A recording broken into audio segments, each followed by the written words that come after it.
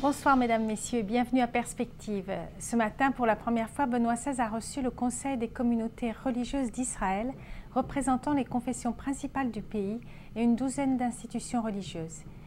Il leur a dit « Ainsi que je l'ai rappelé récemment à Assise, il existe deux types de violence, son usage au nom de la religion et en négation de Dieu. Face à cela, les responsables religieux doivent réaffirmer que le juste rapport avec Dieu constitue une force de paix. Cette affirmation devant être de plus en plus nette dans nos rapports quotidiens, je vous encourage à développer un climat de confiance interreligieux en Terre Sainte. Nous partageons la grande responsabilité d'éduquer nos fidèles à une plus grande connaissance des autres communautés et à une plus grande coopération avec des personnes d'autres religions. Avec la vérité, l'amour et la liberté, la justice est fondamentale pour une paix mondiale qui soit sûre et durable. Accroître la réconciliation réclame courage et ouverture d'esprit, dans la certitude que Dieu nous guide. Sans lui, nos forces ne suffisent pas. Et puis le pape se prépare à partir au Bénin où il se rendra la semaine prochaine, les 18, 19 et 20 novembre. Le but de cette visite pastorale est de remettre solennellement aux représentants des conférences épiscopales l'exhortation apostolique sur l'Afrique. Ce document est le fruit du synode qui a eu lieu à Rome en octobre 2009 et qui avait pour thème « L'Église en Afrique au service de la réconciliation, de la justice et de la paix ». Ce document sera un guide pastoral pour l'Église en Afrique pour les années à venir. Benoît XVI célébrera aussi le jubilé de 150 ans de l'évangélisation au Bénin.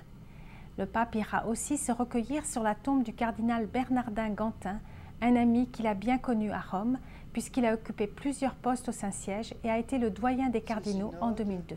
C'est donc le deuxième voyage du pape en Afrique. Il s'était rendu au Cameroun en mars 2009 pour remettre le document de travail pour le synode et ensuite en Angola.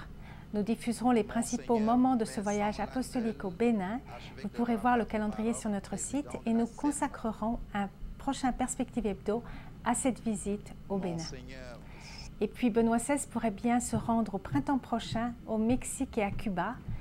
Le père Federico Lombardi, directeur de la salle de presse du Saint-Siège, a annoncé que le projet est à l'étude et le pape prendra sa décision prochainement. Il est déjà allé au Brésil. Les pays américains hispanophones sont désireux de l'accueillir. Sachant combien le peuple mexicain l'attend, le pape serait heureux de pouvoir enfin répondre. Cependant, il s'agit d'un long voyage et l'altitude est déconseillée au pape. Et puis Cuba se souvient du voyage historique de Jean-Paul II. Les Cubains souhaitent recevoir le pape car il s'apprête à célébrer les 400 ans de la Vierge del Cobre.